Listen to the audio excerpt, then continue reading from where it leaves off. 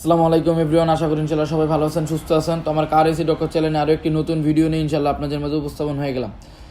তো ভিউয়ার্স, আপনারা দেখতে পাচ্ছেন একটা হায়েস্ট গাড়ি। তো হায়েস্ট গাড়ির মূলত এসির কাজ করবো, আর আমরা সবাই জানি হায়েস্ট গাড়িটা ডুয়েল এসি গাড়ি। তো ডুয়েল এসি গাড়ি যেহেতু দুইটা অবশ্যই চেম্বার থাকবে, তো দুইটা চেম্বারের কাজ কি, দুইটা চেম্বারের পজিশন কোথায়, তো এই সকল তথ্যগুলো নিয়ে আমি আপনাদের মাঝে উপস্থাপন হয়ে গেলাম। আমি পারভেজ। আর যারা আমার কার এসি ডক্টর চ্যানেলটি দেখতেছেন তারা অবশ্যই চ্যানেলটি সাবস্ক্রাইব করে দেবেন, যারা পেজ থেকে দেখতেছেন তারা অবশ্যই পেজটিকে ফলো করে দিবেন। আমি আর বাড়তি কথা বলবো না, আমি সরাসরি মূল টপিকে চলে যাচ্ছি। তো আমি একটু কম বেশারটা আপনাদেরকে দেখানোর চেষ্টা করলাম।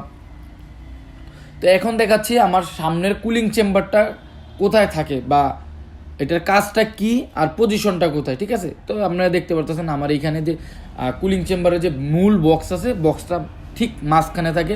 আর আমার হাতে যেটা দেখতে পাচ্ছেন এটা একটা থার্মোস্টার, ঠিক আছে। তো থার্মোস্টারের কাজ কি ইনশাল্লাহ আরও একদিন অন্য একটা ভিডিওতে ইনশাল্লাহ আপনাদের মধ্যে শেয়ার করব।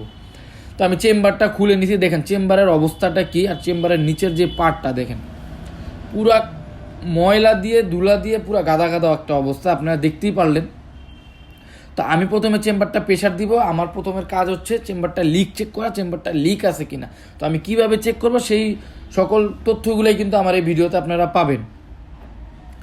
তো এইখানে আমি প্রথমত আমাদের একটা ডিভাইস লাগিয়ে নিয়েছি, যেটা দিয়ে আমরা প্রেশার দিব। আমাদের সকেটটা আমরা লাগাইছি, দেন এখন আমরা প্রেশার দিব। প্রেশার দেওয়ার পরে দেন এটা আমরা লিক আছে কিনা সেটা চেক করবো। দেখেন কি পরিমাণ ধুলো, ঠিক আছে। এই ধুলোগুলো যায় কেন, সেই বিষয়গুলো নিয়ে ইনশাল্লাহ আরও একদিন আরেকটা ভিডিও নিয়ে আসবো আপনাদের মাঝে। তো প্রথমত আমি প্রেশার দিচ্ছি, দেখেন আমার প্রেশারটা কিন্তু উঠতেছে অলমোস্ট। তো প্রেশার দেওয়ার পর দেন আমি এটাকে চেক করব। তো প্রথমত এটা একটু পরিষ্কার করে নিলাম, যেহেতু অনেক কাদা ছিল। এখন দেন আমি এটা চেক করছি, দেখেন আমার কিন্তু সামনের চেম্বারটা ঠিক আছে, সামনের চেম্বারটাতে লিক নাই।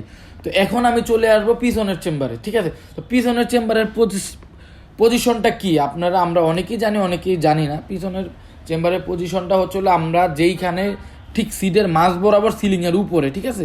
এই যে নবগুলো দেখতে পারতেছেন ঠিক সেম ওই মাঝখানে আপনার পিছনের কুলিং চেম্বারটা থাকে। হ্যাঁ, তো পিছনের কুলিং চেম্বারের কাজ কি?